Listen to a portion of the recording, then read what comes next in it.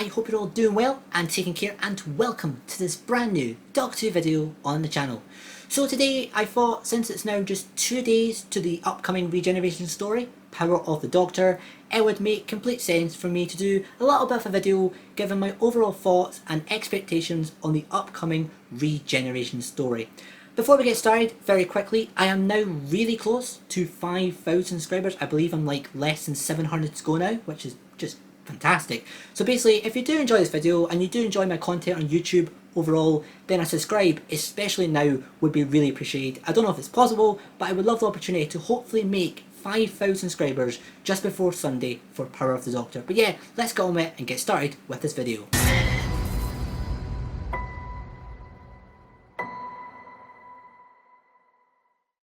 Right, so Power of the Doctor.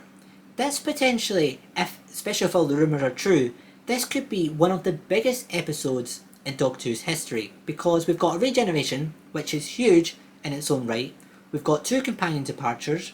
We've got the return of Ace and Tegan, another huge moment for Doctor Who's history. We've got the Daleks as Cybermen and the Master all in one story together. We've got Kate Stewart and Unit. And if rumours are true, we've got more classic companions coming back in this episode. And we've also got classic Doctors. Peter Davison, Colin Baker and Sylvester McCoy are all rumoured for this story. So this potentially could be one of Doctor Who's biggest episodes in its history yet. And I'm very excited. Now, I'm going to be honest, am I expecting this episode to be absolutely perfect? Definitely not. Because although it is 90 minutes, it's an hour and a half, which gives me a lot more hope than it would have been if it was just a 60-minute episode. That would have been an absolute disaster. But even at an hour and a half, because this episode just has like so many plot threads, I'd be very surprised if every plot thread is done well. I feel there is going to be plot threads that just aren't going to work. They're not going to get enough screen time. But I'm hopeful that Chris Chibnall focuses on all the right plot threads. That would be giving Jodie Whittaker the best regeneration possible.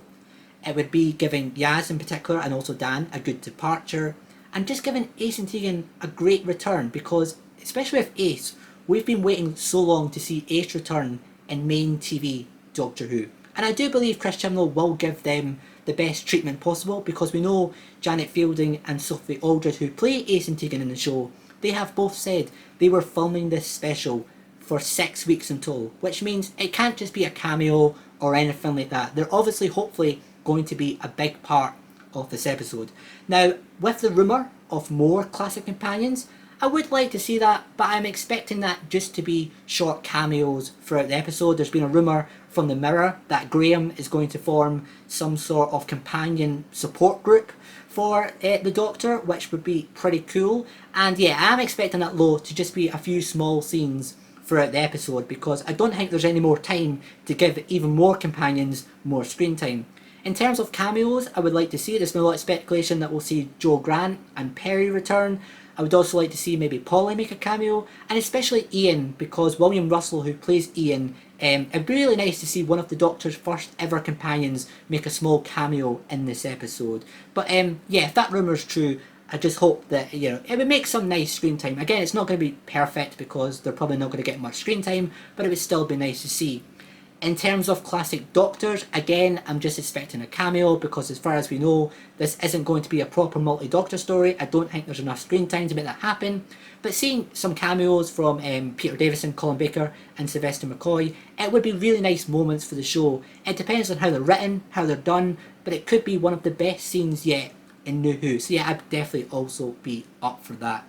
In terms of the departure of Yaz and Dan, I'm expecting Dan to just leave the TARDIS, because we know already he's going to have a near-death experience on the space train near the start of the episode. He's going to be shot at by a Cyberman, I believe. So I'm believing he's probably going to have a near-death experience, and because of that, Dan's going to decide to leave the TARDIS and probably start a relationship with Diane, because they've already set that up and it just makes sense. In terms of Yaz, I really have absolutely no idea. We know already that Yaz is obviously in love with the Doctor. We know the Doctor doesn't want to start a relationship with Yaz because just what the Doctor's life is like, and also the fact she's going to be regenerating soon.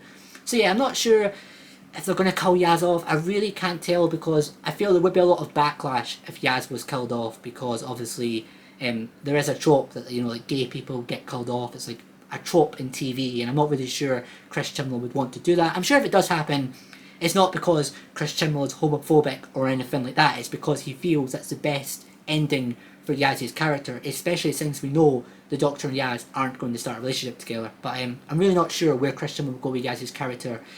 Most likely, I'll probably be like a Martha type exit where where Yaz realizes she can't stay with the Doctor because they're never going to be in a relationship. She's not going to get what she wants, and she has to move on. That's probably the most likely option, but I wouldn't rule out a death. And finally, we obviously have the regeneration itself, and we obviously had a leak a few days ago. If you want to see that leak, I'll leave a link to it in the bit above with YouTube bit if you want to go and check that out.